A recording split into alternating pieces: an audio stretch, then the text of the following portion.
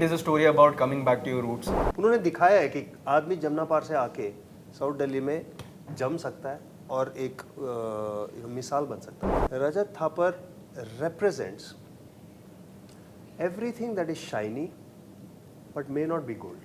This is a river that every individual has to cross Yeah. in his or her life. एक जमुना जो है वो बाप को भी पार करनी है, अंडरस्टैंडिंग की, जहाँ पर कि उसको अपनी सोच बदलनी पड़ती है। तो जमुना पार इज बेसिकली सही मानों में देखा जाए तो बड़ा मेटाफोरिकल है टाइटल। ये जमुना पार, जैसे आपको पता है ये शो का नाम, होपिंग सबने ट्रेलर भी देख लिया होगा अभी तक। राइट। पर ये सवाल मुझे काफ़ी आ रहे हैं कि ये जमुना पार की कहानी है, जमुना पार से रिलेटेड है, बट मैं ये कहना चाहूँगा कि ये जमुना पार में कहानी बेस्ड है, बट ये आई थिंक पूरी दुनिया की हर किसी इंसान की कहानी है जो ये फीलिंग शेयर करता है कि शैंकी जो कैरेक्टर है वो जमुना पार से है और एक काफ़ी उम्दा सीए, और वो चाहता है कि मैं पापा के कोचिंग क्लासेस छोड़ के मैं अपना कुछ करूं लाइफ में, और इसी बात पे बाप और बेटे की बनती नहीं है और वो निकल जाता है। और जब वो साउथ दिल्ली जाता है तो उसे एक इन्फीरियॉरिटी कॉम्प्लेक्स होता है कि यार जमुना पार से हूँ, लोगों को बता नहीं सकता, लोग क्या सोचेंगे। एंड आई फील वो एक यूनिवर्सल फीलिंग है, काफ़ी लोग फील करते हैं वो जहाँ से भी आते हैं। And then it is a story about coming back to your roots. Raghu sir plays my Shanky's mentor in the show, and so that is what the whole story is about: accepting your roots, coming back to it, being comfortable in your own skin, और owning up to it. मैं जो character play कर रहा हूँ उसका नाम है रजत थापर और वो भी जमुना पार से हैं मगर साउथ दिल्ली में रहते हैं और एक बहुत बड़े सक्सेस है। तो जमुना पार में जितने भी लोग हैं ना उनके लिए वो एक रोल मॉडल है कि मेरे को इनकी तरफ उन्होंने दिखाया है कि आदमी जमुना पार से आके साउथ दिल्ली में जम सकता है और एक मिसाल बन सकता है। वो मिसाल बन चुके हैं उनके लिए। ऑब्वियसली इनके लिए जो शैंकी इनका कैरेक्टर है उनके लिए ये एक बहुत बड़ा एक वो है कि वो इनका शिष्य बनना चाहते हैं कि मैं इनसे ये मेरे को मेंटोर करें, और ये बन जाते हैं, ये इनको जो चाहिए वो मिल जाता है, लेकिन उसका एक कॉस्ट है, उसका एक कॉस्ट है। रजत Thapar represents everything that is shiny but may not be gold. Okay. May be gold, may not be gold. That's what it represents. Okay. As usual मैं I come with a warning कि भाई ये आदमी है, इसके पास जाना तो बच पूछ के जाना। मैं तो बाप बनाऊं, बेचारा बाप। बेचारा बाप वो वैसा वाला बाप जिसकी मतलब खुद का लौंडा सुन की नहीं दे रहा है जिसकी, और तो बेसिकली यू नो खुद की कोचिंग क्लासेस हैं इस आदमी की जो कि अच्छी चलती हैं, लेकिन अब एक दूसरा कंपटीटर है जो कि ज़्यादा बेहतर परफॉर्म कर रहा है, जिसकी की बेटी हेल्प कर रही है उसके धंधे को और बढ़ाने में, और मुझे लगता है कि मेरी नालायक औलाद जो है वो बाहर जाके काम करना चाहती है, उसका इस धंधे से कोई ना कोई इंटरेस्ट है ना कोई लेना देना वो रखना चाहता है। तो फ्रैंकली ये जो जमुना पार जो है वो कहानी जो है सिर्फ एक लड़के की ही नहीं है, ये you know this is a river that every individual has to cross in his और हर लाइफ, और वो किसी भी लेवल पे हो सकता है। तो एक जमुना जो है वो बाप को भी पार करनी है, अंडरस्टैंडिंग की, जहाँ पर कि उसको अपनी सोच बदलनी पड़ती है। वो बेटे को भी पार करनी है कि जो वो सोच रहा था, जैसा कि रघु ने कहा कि हर चमकती हुई चीज़ ज़रूरी नहीं है कि सोना हो, लेकिन कभी कभी जो है उसको पास से जाकर देखना पड़ता है कि हाँ वाकई सोना नहीं है जो दूर से जो दिख रहा था। सो बेसिकली वो आपकी ज़िंदगी की सच्चाइयाँ जो उजागर होती हैं उनको एक्सेप्ट करना, ये अपनी सच्चाई को समझना, बहुत सारी ऐसी चीज़ें हैं। तो जमुना पार इज़ बेसिकली सही मानों में देखा जाए तो बड़ा मेटाफोरिकल है टाइटल। ओके। हाँ जी, मेरा भी कैरेक्टर का नाम है शांतनु बंसल। शैंकी उसका पेट नेम कह सकते हैं आप। जमुना पार में लोग उसे शैंकी बुलाते हैं, जो भी उसके दोस्त यार हैं घर पे, और उसे इस नाम से भी दिक्कत है कि उसे लगता है कि ये शैंकी कैसा नाम है जब वो साउथ दिल्ली जाता है। तो ये छोटी छोटी चीज़ें हैं जो यू नो, एंड है वो एक ब्रिलियंट सीए। उसे इंटर्नशिप के दौरान पता चलता है कि वो लाइफ में बहुत बेहतर कर सकता है। उसे लोग कहते हैं कि तू यहाँ क्या कर रहा है यार, तू जा कहीं। एंड उसके पिताजी चाहते हैं कि उनका सहारा बने, उनकी सहायता करे उनके धंधे में जो वो नहीं करना चाहता है। तो इसी तरीके की कहानी है। और कैसे कहते हैं ना कि एक इंसान को बनाने के लिए पूरा एक विलेज होता है, जो अकेले कोई सक्सेसफुल नहीं होता या लाइफ में आगे नहीं बढ़ता। उसी की भी कहानी है कि कैसे वो एक पॉइंट के बाद किसी को कुछ नहीं समझता अपने आगे, लेकिन जब मुसीबत होती है तो कैसे उसी के लोग उसकी मदद करते हैं और उसे वापस लाते हैं। So that is the story. Okay, so आप सबका साथ में काम करने का एक्सपीरियंस कैसा है? मैंने वरुण के साथ काम नहीं किया क्योंकि सीन्स थे ही नहीं मेरे, इसीलिए एक्सपीरियंस बहुत अच्छा था। इसलिए मैं सीजन 2 में हो सकता है। बट इसके साथ काम करने का एक्सपीरियंस बहुत अच्छा है। एक्चुअली ये बहुत मैच्योर एक्टर है, ये बहुत यंग है, बट एक्टिंग में ये काफ़ी मैंने ट्रेलर भी देखा, मुझे लगा यार इसमें डेप्थ है बहुत, क्योंकि इसको देख के काम कहता है छोटा बम बड़ा धमाका। I really enjoyed working with him, और इसके साथ मुझे एक्चुअली सीखने को भी काफ़ी कुछ मिला, क्योंकि मैं अभी नया एक्टर बना हूँ। इससे पहले तो मैं खुद के स्क्रिप्ट में लिख के खुद बोलता था, और उसके लिए काफ़ी बदनाम भी हूँ मैं। बट इसको देख के मुझे लगा कि यार जब ये कैमरा चलता है तो मुझे बड़ा स्वीट सा लगता है, क्योंकि वो कैरेक्टर वैसा है, मगर ये वैसा नहीं है। जब कैमरा बंद हुआ तब मुझे लगा रही ये तो बहुत अच्छा एक्टर है। मजाक कर रहा है। He's a very sweet boy.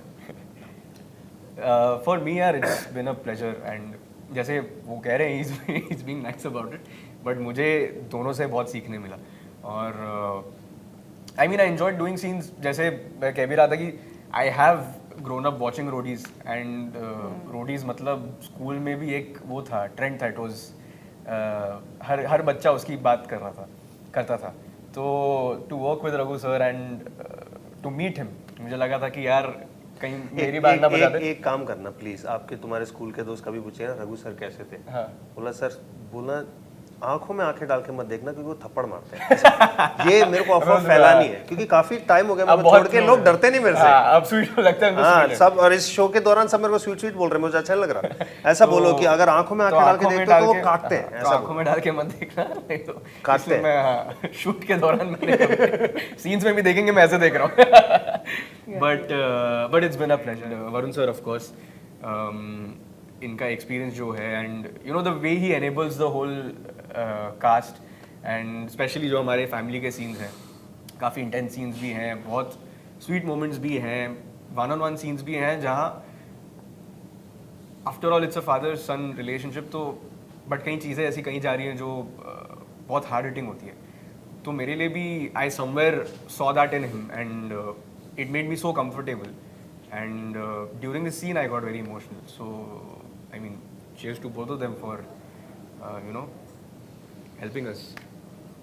मैं तो मतलब अब प्रॉबली उस वाले फेज में आ चुका हूँ मैं कि हर एक्टर ये बोलता है इतना सीखने के लिए मिला है इनसे। मैं तो सिखा के परेशान हो गया। कोचिंग क्लासेस सिखाना चाहता भी नहीं। कोचिंग क्लासेस खोल लो सीरियसली। सो यार देखो, मतलब एक्सपीरियंस सही मानो में अगर बुरा होता तो हम लोग यूं बैठे होते कि ये इधर और वो उधर। अल्टीमेटली एक्टिंग ही करनी है, and the best thing is कि कोई भी शो, मतलब ये मेरा पर्सनली मानना है, ऐसा नहीं है कि हमेशा हर शो में होता होगा, लेकिन एक कॉमराडरी अगर एक्टरों के बीच में होती है तो फिर वो ट्रांसलेट करती है स्क्रीन पे। आपको जो है देख के समझ में आता है कि हाँ ये रिलेशनशिप इनका वाकई अच्छा रहा होगा। और अल्टीमेटली अगर आप देखें तो एक्टिंग करते हुए भी एक सीन को जो है कैन करने का जो टाइम होता है, उसमें से शॉट जितनी देर चल रहा होता है उसको अगर आप कैलकुलेट करें तो फिर कितना, मतलब 3 मिनट का सीन जो है रिहर्सल्स और टेक्स और सारे के सारे कवरेज ऐड कर लो तो 1 घंटा। तो उसके अलावा बंदूक निकाल के थोड़ा ना बैठेंगे साथ में ही बात करनी है, मतलब सो ऑब्वियसली एक वो खुशालूद माहौल बना रहे, वो बहुत ज़रूरी होता है एक्टर्स के लिए। दिल्ली से साउथ दिल्ली जाता है जब वो, तो वो एम्बैरेस फील करता है। तो कहीं ना कहीं हम ये भी मानते हैं कि छोटे शहर से जब अपन आते हैं किसी बड़े शहर में, तब भी लोग एम्बैरेस फील करते हैं बताने में कि हम इस शहर के हैं या इस एरिया से हैं। तो इसमें आपका क्या ओपिनियन है पर्सनली? ओपिनियन मेरा, मतलब कोई ओपिनियन से फ़र्क नहीं पड़ता, क्योंकि इट इज़ अ फीलिंग। अब वो फीलिंग में मैं क्या ओपिनियन दूँ, क्योंकि मैं खुद वो फील कर चुका हूँ कहीं लाइफ में। अब वो किस एक्सट्रीम पे है वो हर किसी इंसान का अलग होगा, पर इसीलिए ये कहानी उस बारे में ही है कि यार आप कर लो जो भी है, ऐसी कोई गलत बात नहीं है। लोग एम्बिशन रखते हैं, लोग आपको निकलना पड़ता है कहीं पहुंचने के लिए, पर इसका मतलब ये नहीं कि आप जहाँ से हो उसी चीज़ को एक्सेप्ट नहीं करो। मैं ये नहीं कह रहा बदनाम करो या तारीफ करो, जो भी आप एक्सेप्ट करो जहाँ से हो, बस एज सिंपल एज दैट कि मैं यहाँ से हूँ, लाइफ में मुझे ये कार्ड ये पत्ते मिले, मैं अपनी लाइफ बनाऊँगा, उसमें क्या हो गया अब मैं कहाँ से हूँ या मैं क्या खाता हूँ या किस गाड़ी या ऑटो में बैठता हूँ, उससे क्या फ़र्क पड़ता है। So it is just as simple as that. तो मेरा इस पे ओपिनियन नहीं है, इट इज़ जस्ट कि आप एक्सेप्ट कीजिए खुद को and be the best version of your self, that is all you can do. Okay, Hrithik, जैसे आपने काफ़ी सीरीज़ में काम किया है और अच्छा काम किया, अवार्ड्स भी मिले हैं शायद आपको। जी। सो इस सीरीज़ में कुछ नया कैरेक्टर प्ले करने को मिला है आपको, या फिर पहले जैसा ही आपको लगा कि समथिंग कुछ न्यू फील हुआ? सब वही है, कुछ नया नहीं है इसमें, मैं बता रहा हूँ। बट नहीं, मुझे जब मैंने स्क्रिप्ट पढ़ी थी, मैं बहुत बहुत एक्साइटेड था और बहुत इंटरेस्टेड था इस कहानी में। मैं चाहता था कि किसी भी तरीके से इस कहानी का हिस्सा बन जाऊँ, क्योंकि मुझे एज अ व्यूअर इतनी पसंद आई थी। बट ऑफ कोर्स अलग है इसमें, मतलब आप आई थिंक जो कहना चाह रहे हैं कि वही कि इसमें कोई रोमांटिक एंगल है या नहीं, या इसमें मेरा कट रहा है या नहीं, जो आजकल काफ़ी चल रहा है।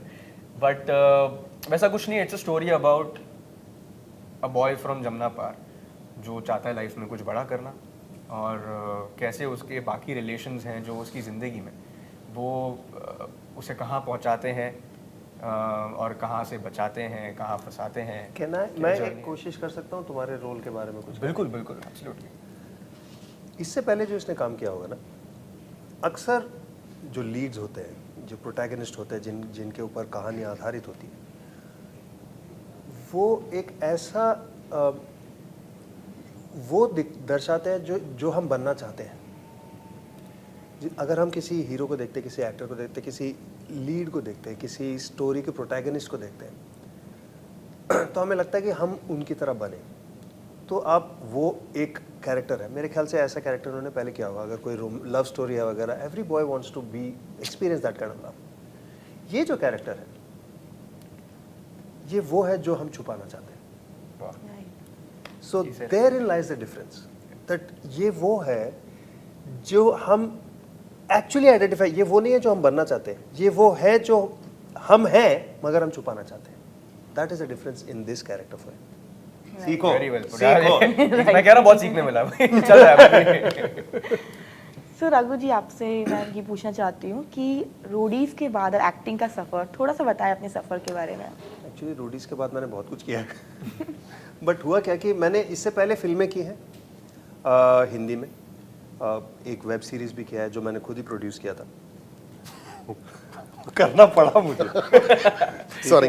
मगर और इससे एक पंजाबी फिल्म भी किया, तमिल फिल्म भी किया, मगर इनमें से एक बार भी ना मैंने कभी ट्राई नहीं किया एक्टिंग करने की। ये सब वो है जो मेरे पे थोपे गए कि आपको ही करना पड़ेगा ये, तो किया, बट मुझे इंटरेस्ट नहीं आया। अभी पीछे तेलुगु में एक फिल्म मेरी रिलीज़ हुई पिछले साल, and I really liked it, I like the experience. मुझे पहली बार समझ में आया। इससे पहले मैं एक्टरों को मैं बहुत बुरा मानता था, मुझे लगता था एक्टर्स एक बहुत ही अजीब चीज़ है, एक्टर होना कुछ दिमाग में होता नहीं है, जिम चले जाते हैं, क्योंकि मेरे को ऐसे ही लड़के मिलते थे, आप समझिए मेरी बात को मैं एक्टरों को मैं बहुत कम समझता था। मैं समझता था कि लोग जिम चले जाते हैं, बाल वाल बना लेते हैं और अपने आप को हीरो बन के फिरते रहते हैं, क्योंकि मेरे सामने रोडीज़ में ऐसे लोग आते थे सारे ऑडिशन देने। बट मुझे जब काम करने लगा और मुझे एक्टर्स और इन सब का एक्चुअली उनका क्राफ्ट दिखने लगा, मेरे को रिस्पेक्ट आने लगा उनकी तरफ, मुझे समझ में आने लगा कि ये एक्टर्स करते क्या हैं और why they are so special. So this is the first time I said मैं okay, I want to take acting seriously. वो बोलते ही मुझे ये फोन आया मैंने ऐसा बोला, एक हफ्ते के अंदर बोला कि सर ऐसा एक रोल है, आप ऑडिशन करोगे? मैं बोला अरे कुछ और मांग लेता मैं, चलो सही है। तो जाके मैंने